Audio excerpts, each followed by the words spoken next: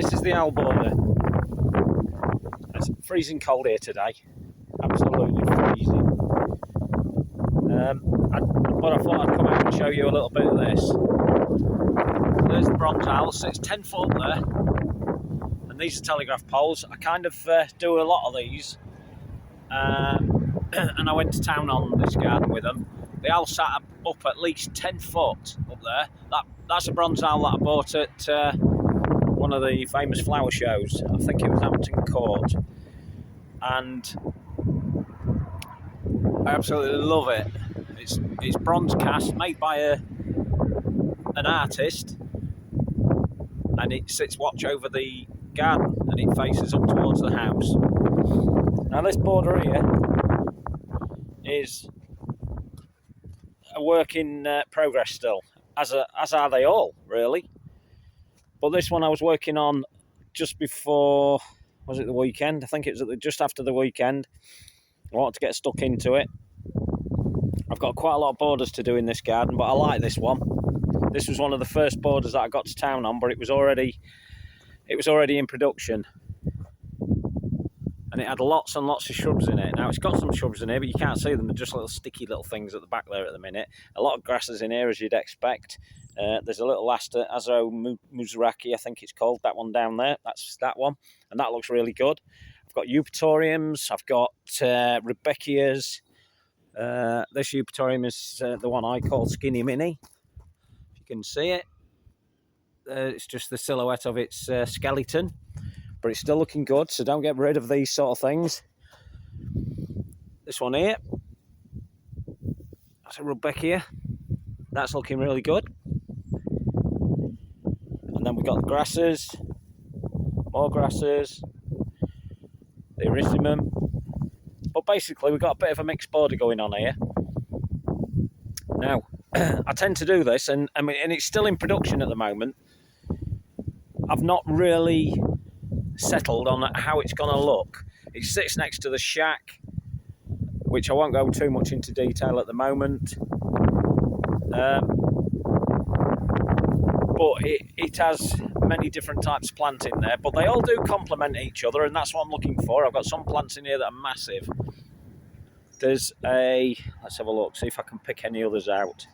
There's a sanguisorba, which is not apparently a sanguisorba as you can see at the minute. It's just a little twig. And we've got a Melinia down there, which was looking absolutely superb up to the other day, but then the winds have blown it over. It's now back to its stub. This is the one that I tell you to get hold of. If you just want a grass that's not too much trouble, go for a Melinia, especially the subspecies ones, which is Caerulea arundinacea. It's got arundinacea in it, it's going to be tall, so try and aim for that one. I'm looking across the garden at some others, but they're already blown. They're blown down. Now that grass that you can see in the background there, with the flower, with the seed heads, in fact there's one behind it as well, that's the Calamagrostis emadensis, and it's been looking absolutely superb all year. It hasn't changed really. It starts off green, very pale green in its flower head, or the seed head. Call it what you want. I call them flower heads, you can call them seed heads. And it's really nice, and a good one to have. And that's sitting in the owl border. Now I named it the owl border for obvious reasons, because of that owl. But all these borders do have a name. I name most of my borders. And obviously it's named for that. It just gives it some sort of an identity. So when somebody comes, I can say, "Oh, this is the owl border," which it is. What's that bird tweeting away there? I think it's a blue tip. Yeah, they're all on the feeders now, which is good. Right, here's another view of it. Looking good. And it extends right round to here, really.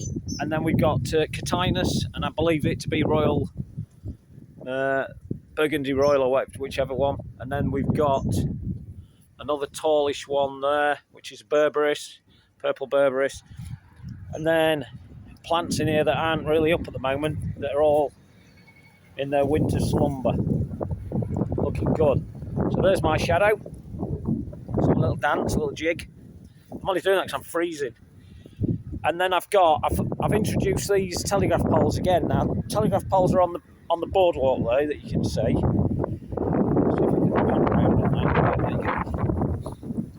So we have offcuts. Actually, they're not, are they? Where did these offcuts come from? Oh, yeah, they came off.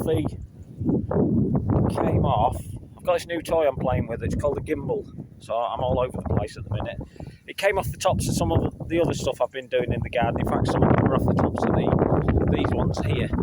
And I've put them in and I've painted them black or blackish with preserver to get them in there, and then it just gives some sort of an identity on this little area. It's actually set there to draw you down to the corner of the decking itself, and it's just a little feature. So in winter, when everything's dying back and you can't make sense of anything, it gives you somewhere to look at.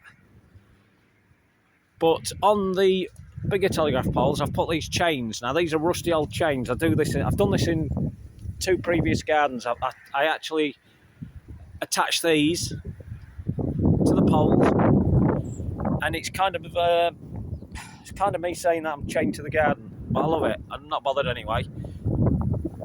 So they're really good. There's the owl again, and I'll just pan down slowly. I've got to be careful because I'm still getting used to this. So that's the owl border, getting ready to come back to life. And there's quite a few plants that are going to do it soon.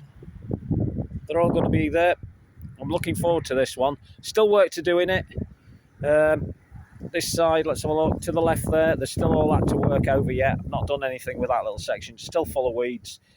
But it's not a problem. I can't do it all in one day, because I like to take my time. Because usually when I'm doing these things, I take my time and then I probably have a rejig. So let's end it with a nice shot of the owl itself. There it is. So thanks for looking again, and I'll hopefully talk to you on the next one. Ta-ra.